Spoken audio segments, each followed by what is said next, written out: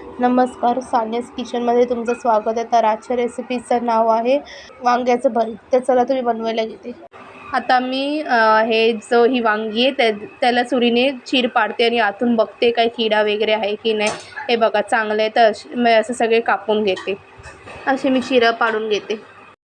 आता याला तेल लावते, सगळीकडे तेल लावून स्प्रेड करायचं. आता हे मीडियम गॅसवरती चांगलं भाजायचं आहे.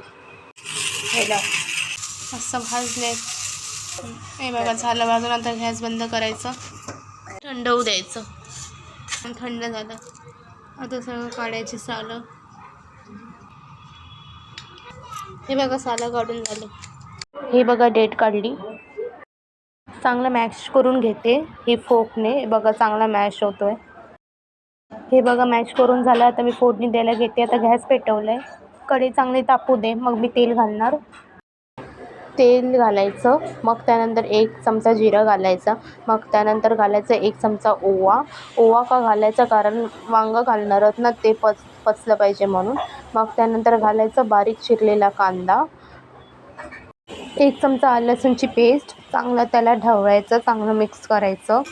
हे बघा कांदा नरम झाला. आता टमाटर घालायचं.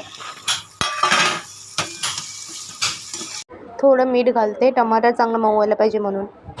1 चमचा मालवणी मसाला, थोडीशी हळद, 1 चमचा काश्मीरी मसाला. चांगलं मिक्स करायचं. हे बघा मिक्स करून झालं चांगलं. 1 चमचा जिरा पावडर आणि अर्धा चमचा धना पावडर.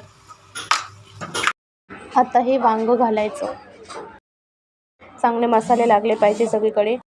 अर्धा चमचा गरम मसाला आणि चांगलं ढवळायचं. चवीनुसार मीठ घालायचं आणि चांगलं त्याला ढवळायचं. आता झाकून ठेवते फक्त 2 मिनटासाठी, जास्त नाही. 2 मिनटं झाली. आता मी उघडून बघते. बघा मस्त वास येतोय, घमघमाट. आता कोथिंबीर घालायची वरून आणि चांगलं त्याला ढवळायचं.